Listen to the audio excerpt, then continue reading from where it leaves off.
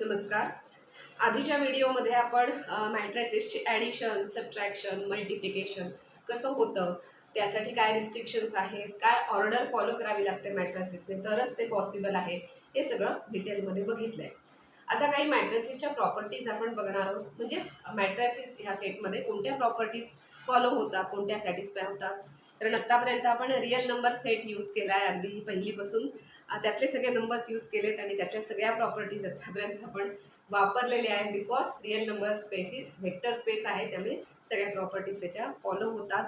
पण इथे काही प्रॉपर्टीज फॉलो होतात, त्या कुठल्या आहेत ते बघूया. Related to addition, subtraction. Addition आणि सबट्रॅक्शन कुठलंही असेल तरी ती सेमच प्रॉपर्टी असते दोघांनाही फॉलो होणारी.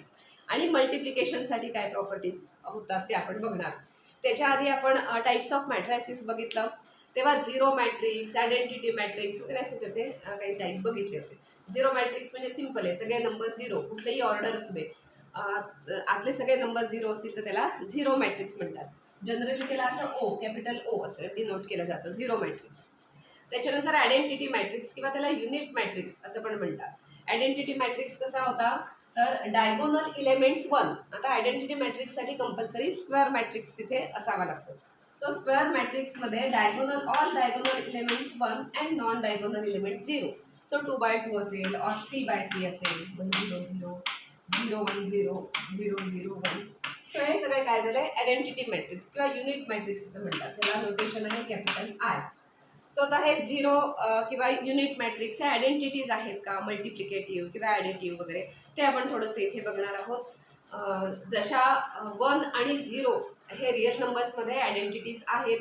कारण 0 ही ॲडिटिव्ह आयडेंटिटी आहे. मीन्स काय, any number, any real number plus 0 केलं की काय मिळतं आपल्याला, रिअल नंबर मिळतो. म्हणजे याची आयडेंटिटी चेंज होत नाही 0 ॲड केल्यानंतर.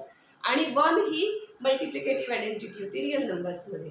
बिकॉज एनी नंबर, कुठलाही एखादा नंबर घ्या, त्याला 1 ने मल्टिप्लाय केलं की तोच नंबर तिथे राहतो.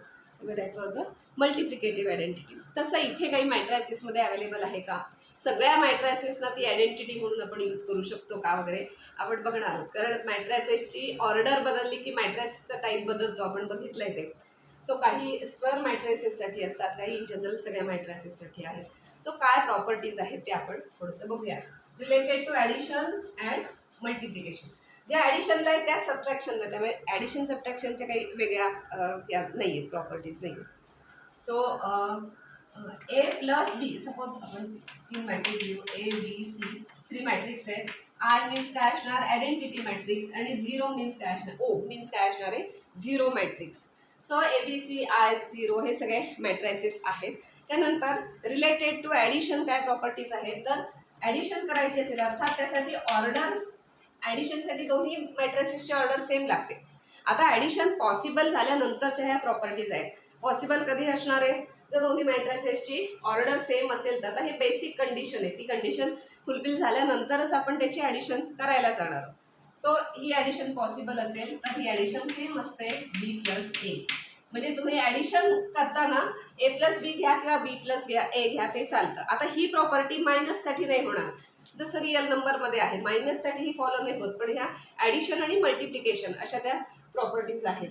त्याला म्हणतात कम्युटेटिव्ह प्रॉपर्टी. म्हणजे तुम्ही इकडनं म्हणजे प्लेसेस चेंज केल्या तरी चालतात. इथे फक्त ॲडिशनला ती असणार आहे, मल्टिप्लिकेशनला नाही आहे. हे थोडंसं आपण आधीच्या व्हिडिओमध्ये पण बघितलं आहे, पण इथे आपण प्रॉपर्टीजमध्ये पण बघणार आहोत.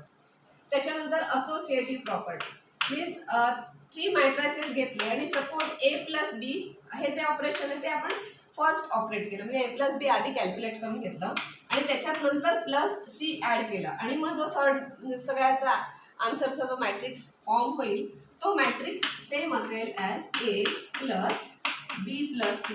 ह्या मॅट्रिक्सचा आन्सर येईल. त्याला असोसिएटिव्ह प्रॉपर्टी म्हणतात. म्हणजे इथे ब्रॅकेट चेंज केले तरी चालतात. म्हणजे कुठल्या 2 टर्म्सची ॲडिशन आधी करायची, म्हणजे कुठल्या 2 इलेमेंटची ॲडिशन आधी करायची हे आपण इथे डिसाईड करू शकतो. ह्या 2 यांची ॲडिशन आधी केली किंवा बी प्लस सी यांची आधी ॲडिशन केली तरी सगळे आन्सर्स सेमच येतात. त्याला असोसिएटिव्ह प्रॉपर्टी म्हणतात. त्याच्यानंतर हा 0 मॅट्रिक्स आहे. हा 0 मॅट्रिक्स कुठल्याही मॅट्रिक्समध्ये ॲड केला. आता तो मॅट्रिक्सची ऑर्डर महत्त्वाची आहे. कुठलाही 0 मॅट्रिक्स चालणार नाही, त्याच ऑर्डरचा 0 मॅट्रिक्स. मीन्स ए हा जर 2x3 मॅट्रिक्स असेल तर हा 0 मॅट्रिक्स पण 2/3 हवा, कारण ते करस्पॉन्डिंग नंबर ॲड करतो ना, त्यामुळे ते बेसिक कंडिशन येते येईल लक्षात. सो a + 0 = काय मिळतं आपल्याला a. So 0 matrix act as a additive identity, पण कंडिशन आहे कारण याची आणि याची ऑर्डर सेम लागते. तुम्ही कुठलाही 0 मॅट्रिक्स घेतला आणि a मध्ये ॲड केला तर ते तसं चालत नाही. सेम ऑर्डरचा 0 मॅट्रिक्स घेतला आणि याच्यात ॲड केला तर ते तीच राहते आयडेंटिटी, म्हणजे तोच मॅट्रिक्स राहतो, आयडेंटिटी चेंज होत नाही. जशा या ॲडिशनसाठी आहे तशाच मल्टिप्लिकेशनसाठी पण आहे. आता इथे कम्युटेटिव्ह प्रॉपर्टी नाहीये कारण A B not equal to B आहे असं होत नाही, त्याच्या प्लेसेस चेंज करू चालत नाही. पण असोसिएटिव्ह प्रॉपर्टी आहे. मीन्स काय की ए बी सी हे जर 3 मॅट्रायसेस असतील आणि ए बी हा जर प्रॉडक्ट आधी करून घेतला, कॅल्क्युलेट केला आणि त्याच्यानंतर जो काही मॅट्रिक्स येईल त्या मॅट्रिक्सला सी ने मल्टिप्लाय केलं, अर्थात ए बी सीच्या ज्या काही ऑर्डर्स आहेत त्या सगळ्या मॅच व्हायला लागतात. ही बेसिक कंडिशन आहे, आता ते माहिती आपल्याला. देन ए इंटू बी सी असं केलं तरी सुद्धा चालतं. सो असोसिएटिव्ह प्रॉपर्टी फॉलोज, मल्टिप्लिकेशनमध्ये सुद्धा फॉलो होते. त्याच्यानंतर डिस्ट्रीब्युटिव्ह प्रॉपर्टी. डिस्ट्रीब्युटिव्ह म्हणजे मल्टिप्लिकेशन डिस्ट्रीब्यूट होतो ओव्हर ॲडिशन ऑर सबट्रॅक्शन, त्याला डिस्ट्रीब्युटिव्ह प्रॉपर्टी म्हणतात. जसं आपण रिअल नंबरमध्ये यूज करतो. सपोज 3 × 4 + 5. जर 4 + 5 आपल्याला करता येत असेल तर आधी करून नंतर 3 ने मल्टिप्लाय केलं तरी चालतं. सिमिलरली 3 × 4 + 3 × 5 असं केलं तरी चालतं, प्लस ऑर मायनससाठी. हे हे असं डिस्ट्रीब्यूट होतं. तसं रिअल नंबरमध्ये आहे, तसंच मॅट्रायसेसमध्ये सुद्धा ही प्रॉपर्टी लेफ्ट साईडने पण आणि राईट साईडने पण, दोन्ही साईडने लेफ्ट डिस्ट्रीब्युटिव्ह प्रॉपर्टी आणि राईट डिस्ट्रीब्युटिव्ह प्रॉपर्टी दोन्ही फॉलो होतात. मीन्स ए इंटू बी + सी असेल. सो यू कॅन राईट हा प्रॉडक्ट आधी करायचा ए बी + ए सी. आता ह्या दोन्हीसाठी सॅटिस्फाय होतात, B + C and plus or minus हे दोन्हीसाठी होतात. जसं लेफ्ट डिस्ट्रीब्युटिव्ह आहे तसंच राईट डिस्ट्रीब्युटिव्ह प्रॉपर्टी पण सॅटिस्फाय होते. मीन्स काय, इथे सपोज ए + बी असेल अँड सी, म्हणजे आधी ए + बी कॅल्क्युलेट करून नंतर सी ने मल्टिप्लाय केलं काय, किंवा जे आन्सर येईल ते, किंवा मग ए सी आधी कॅल्क्युलेट करून घेतला प्लस ऑर मायनस, त्याच्यानंतर बी सी हे कॅल्क्युलेट केलं आणि तरी दोन्ही आन्सर्स सेमच येतात.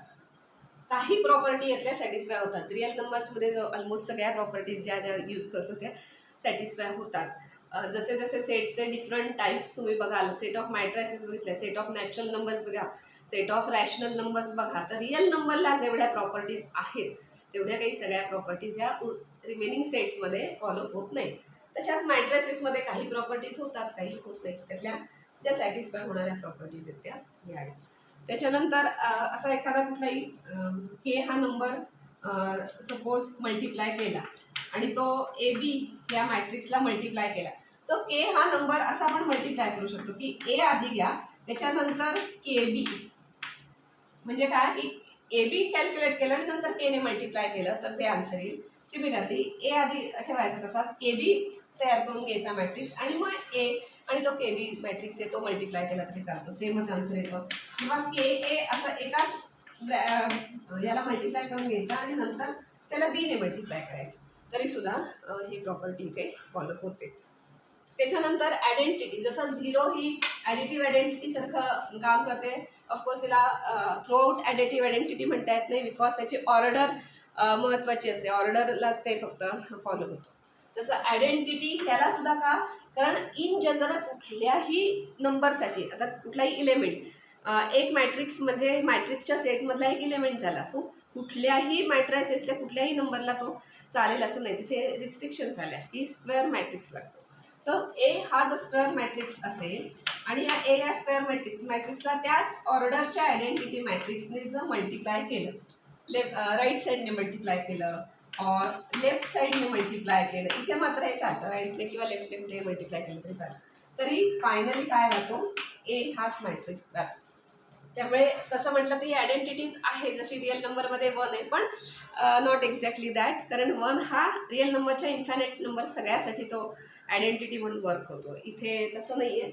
इथे हा आय जो आहे तो एक तर ए स्क्वेअर मॅट्रिक्स लागतो आणि त्याच ऑर्डरचा आय लागतो, त्यामुळे तो मॅट्रिक्स घेतला तर ही प्रॉपर्टी फॉलो होते.